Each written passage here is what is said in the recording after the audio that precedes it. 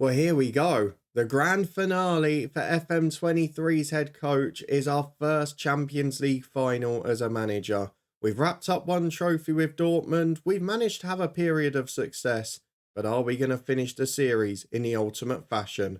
Let's go and find out if it's ecstasy or disappointment.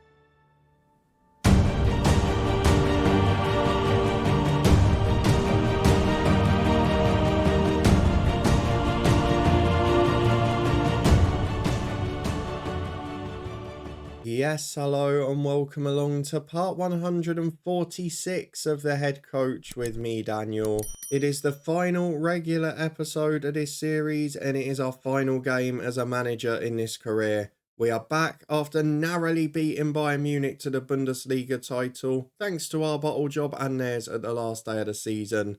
And today we face the runaway leaders from the Italian League, the Serie A champions Inter Milan play us in a Champions League final. The draw has opened up. We've avoided the best teams in Bayern and Manchester City, but we all know how Diego Simeone sets up his teams, so this could be a very frustrating night. We're off to Turkey for the final. We're going to get into it in a moment. If you're looking forward to it, please do chuck a thumbs up on the video.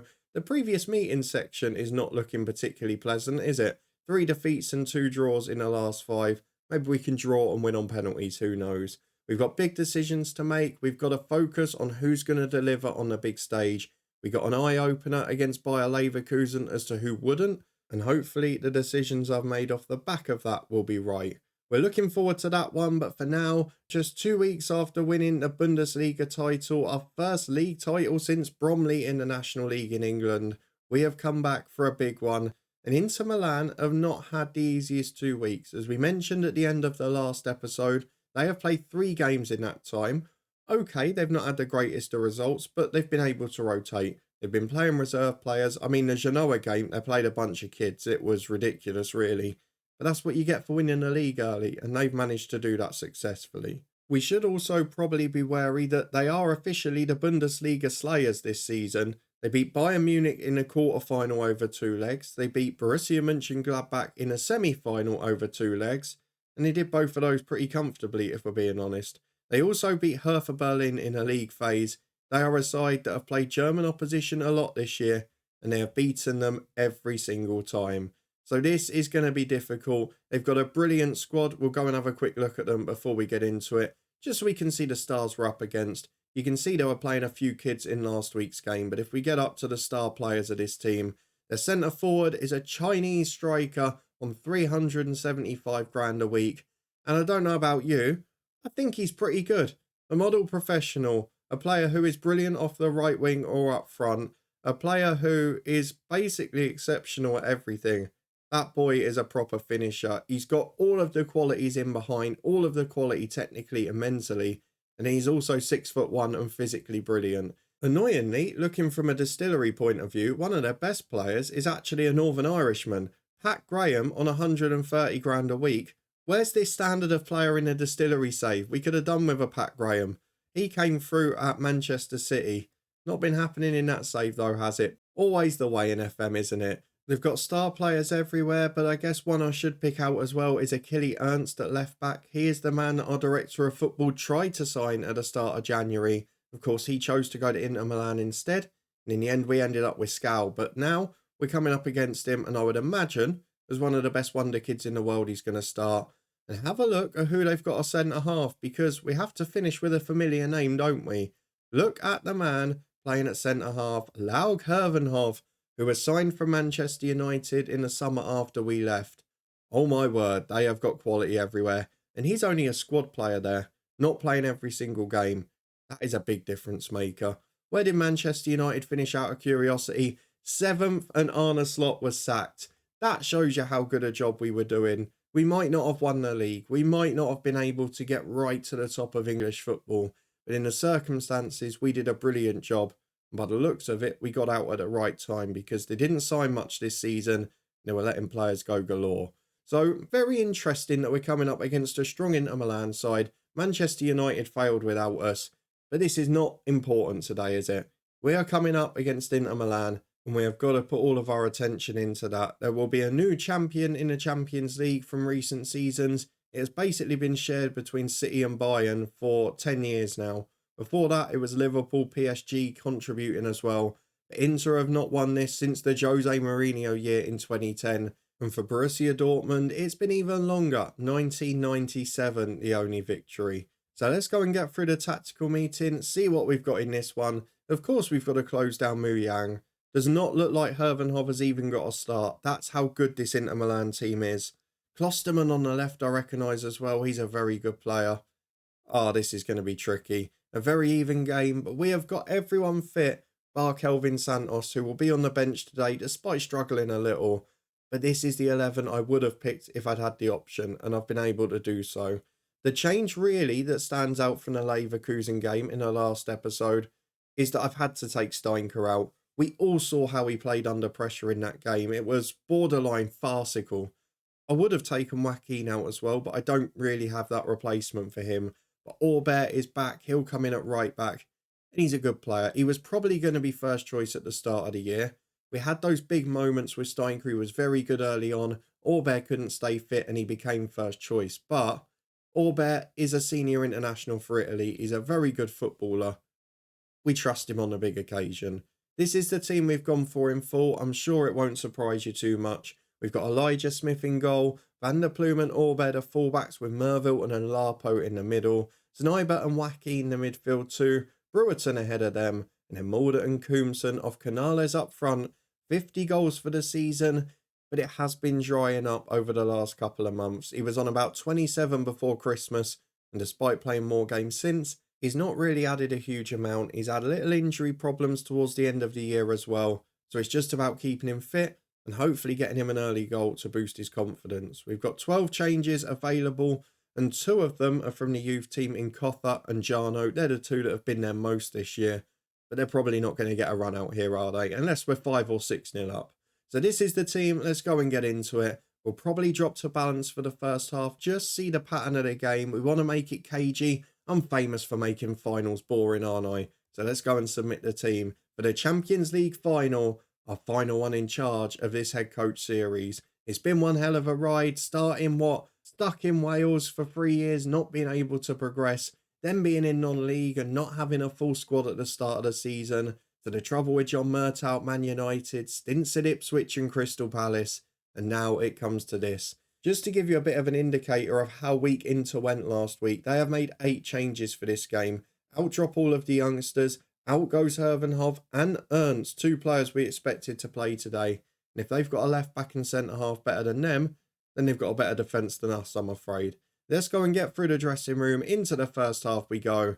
If we play our cagey game and Diego Simeone sets up his normal way, this might be a game you don't want to watch.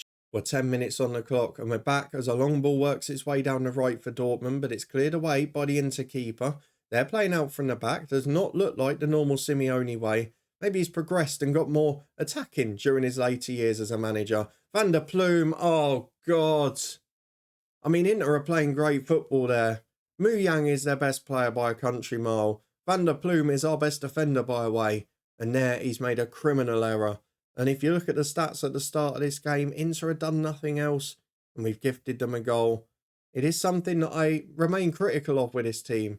On the big stage, they do not deliver. And look at that. I mean, Aubert, the keeper, they all panicked and Mulder couldn't win the clearance because it's down for Bungard. Inter on the front foot. We're in trouble. Muyang, I mean, Mulder nearly got sent off there. We're falling apart. What's going on? We have really finished this season with a whimper. We won the Bundesliga despite losing because thankfully Bayern did the same. And in this Champions League final, we've not turned up. I mean, some of you may say it's a fitting finish, isn't it? But still. What do we do now? I've got 2 choices. We stay the same and go for Cardon, who cuts in as an experienced model pro, or I bring on the brutality and pace of Mugnai. He's not the hardest worker, so I'm going experience.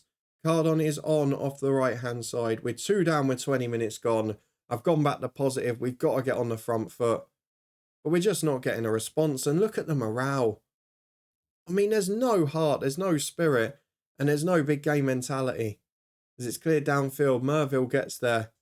I mean, we've got to be so thankful that Bayern lost at home on the final day, because if they hadn't, This would have been a trophy of the season and a pitiful finish, but thankfully we've got one in the bank. Those Neighbour to Joaquin. Can we get back into this? It's not over yet if we score now. Cardon is in. Cardon puts it in. It is 2-1. We're going to VAR, but this will be fine. Canales turns provider, and the experienced man who's come on due to injury has halved the deficit. 2-1 is the scoreline. The goal is awarded, and now we're back into it. Can we turn this, after expecting it to be boring, into a classic Champions League final? Look at the stats. Inter, 0.4 expected goals. They've scored 2, and both of them have been gifted chances.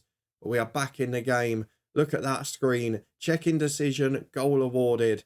Now we need 1 or 2 more. The lads are more confident, more relaxed, more happy. Now reflect that in your performance, please. We'll make changes at the hour mark, but for now, we've got a chance. Well, according to the stats, we're dominating this game, but look at the worst player on the pitch. It is Dorian Aubert, who is going to be replaced by Steincut. Turns out both right-backs don't like the big occasion. Joaquin's having an average game. Znaiber's playing well, but the fitness is an issue. Doesn't really matter on a day like this, does it?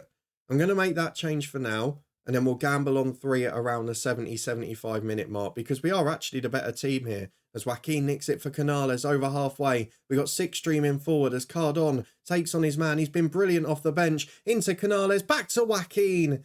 Deflects off Santiago for a corner. Oh, if that had fallen to a striker, I think we would have been 2-2. But as it is, we are dominant at the moment. Simeone has probably reverted to type. He's going to hold on here. But we have got to make sure that we get on the front foot and don't concede a stupid goal on the counter, because they've barely come forward all half.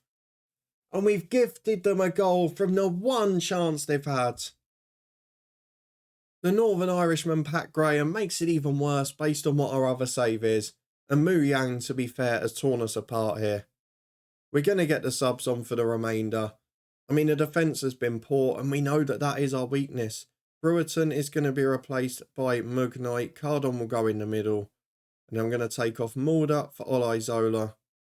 And what else? I'm going to go Joaquin off. On will come Scow. They're the final 3 changes. We have got to get a goal in the next 5 minutes or it's over. And you can see we've had the better of the stats. We've had more of the ball, more of the territory. I mean, we were really growing into that. We were dominating the second half. And it's a sucker punch on the counter. It's the Simeone way. Soak up pressure, get outplayed and win the match. And now, in our final moment as a manager, at the end of our final game, we have the indignity of standing and watching the Champions League trophy be lifted by Inter Milan. The first time I've seen this animation in any save. It is a lovely one, but it would have been more lovely if the yellow wall was there picking up the trophy. It's not to be, because our defence was far from a yellow wall. It was a broken bit of mustard. At the end of the day, we lose the Champions League final. A bitterly disappointing finish to this save. But let's go and look at the season review, because ultimately the move did garner us a big trophy. We won a league title in the Bundesliga, and these players have been good. But today, we got Simeone. It wasn't enough, and it's a disappointing end. An unacceptable finish to a very good season. Now let's go and reflect on it in full before finishing this save by resigning and retiring.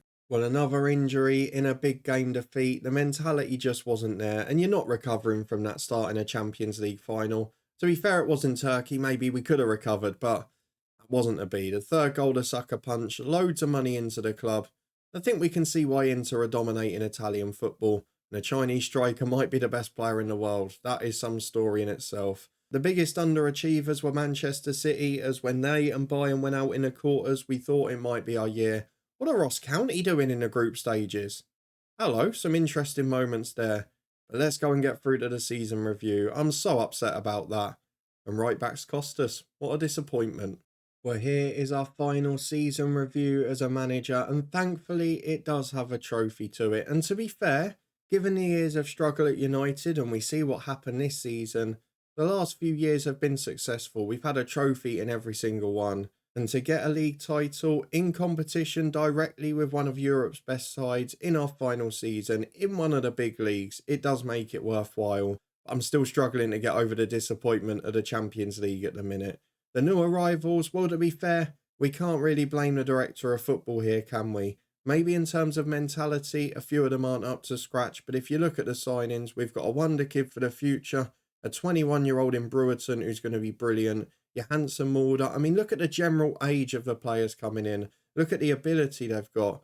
This is a Dortmund side that in 2 or 3 years, if they don't sell, will probably be brilliant. But at this stage of our career, we didn't have that time on our side, and we probably are a bit rueful that we didn't have this director of football at Man United. It might have made a difference. I know a few of you say it's nothing to do with the director of football, but when we've had Chris Casper in 2 different saves at 2 different clubs being the same man, when we've had Dougie Freeman doing well at 2 different clubs in 2 different head coach saves, I think there is a little bit of an element of their attributes as well. The transfers out, well, Almeida went off to Saudi, didn't he, mid-season? That was fairly topical, that one. There were also a few players sold before we reached the club, like Vizek, and then Hellman, for example, he was already at work permit stage, and Keeley went on deadline day in January. Was that experience missed on the final day? I'm not too sure, but it didn't help Bayern against Hertha, did it?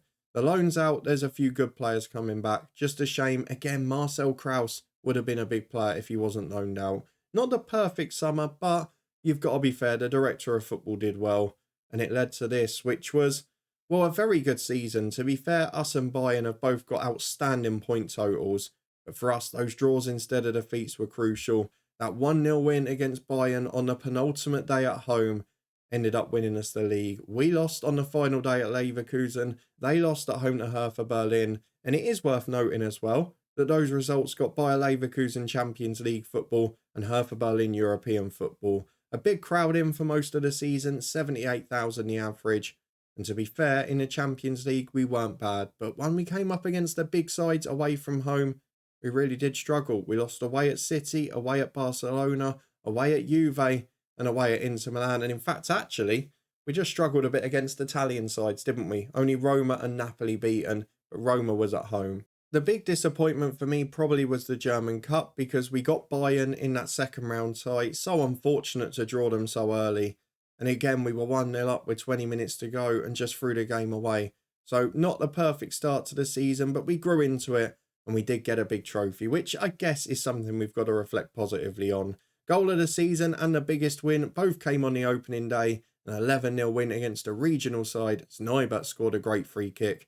And a 5-2 win at Leipzig was the match to remember, and that was a brilliant game. 2-0 up, back to 2-2, and then we got 3 late goals. A really good game that, I remember it well. 4.5-star reputation. Sniper, of course, the biggest shirt seller, closely followed by Canales. And it looks like 2 of the new boys, Brewerton and Mulder, are ready to take on the mantle as they head into their 20s. Prize money is up, sponsorship is good, everything else looks brilliant. This is a club in a really healthy position, which is something we couldn't say about our former club Manchester United. Do we agree with the best 11? I think we do, but if you look at right back again, they've gone for Steinke over Aubert, which over the season is fair, but that is definitely the area of weakness. As centre-half, we weren't great either. Replacing Olapo is going to be important for them this summer as a club. Merville is probably the weakest player in the team after the right back. The rest of it is ready to go. Just needs a bit more defensively. The accolades, well, we got Manager of the Year. Weirdly, we got it before the final day, which almost backfired. Canales broke the league goals record and the overall goals record for a season. He finished it with a bit of a whimper, and he didn't deliver in the big games, but ultimately contributed to a very good year. Mulder got Young Player of the Season. Who got Signing of the Season? Does it say down there? I don't think it does. It must be him, surely, because he is one of the signings. Znaibat got Goal of the Season. Assist was Fuad Cardon. Maybe he should have played a bit more in the big games. He was an experienced player and a model pro. But history in the making. We win a first Bundesliga in 5 years for Dortmund. We take them to a Champions League final for the second time in 3 years. But unfortunately, it was the same outcome in that one. Defeat, but probably an opportunity missed. The manager timeline tells a story in itself, but we're going to look a bit more in depth at our career in the next episode. We are going to do a full career review. We're also going to do a 5 years on to see where all of our clubs go, what happens with Dortmund in the footballing world. So those will be the final 2 episodes of this save, as we always do at the end of a head coach. But for now, we reflect on a big career at Dortmund. I'm afraid our next job is going to be to resign from the club. We're not going to officially retire because it does affect us looking at our stats and all of that. But Borussia Dortmund, we say goodbye to you. It was a short stay, but it was a successful one. It could have been even better. It could have been the big double. We won the big UEFA competition as an international manager, but we could not do it as a club one. The Bundesliga trophy is the only one of the season. We have handed in your resignation. Oh, I've never seen this before. We'd really like you to reconsider and stay with us. This is a very different vibe to what we had at Manchester United, isn't it? They never showed any interest in doing the right thing for us. They just kept offering John Murtow new contracts. I'm afraid I'm quite keen to leave. No, I'm not going to do that. I signed a new contract and I'm happy to stay for now. You need to offer me a reason though. I think my time has come to an end. That's what I'm going to say. We're incredibly disappointed you've decided to leave and we'll sorely miss your leadership. We rather it didn't come to this, but wish you the best for the future.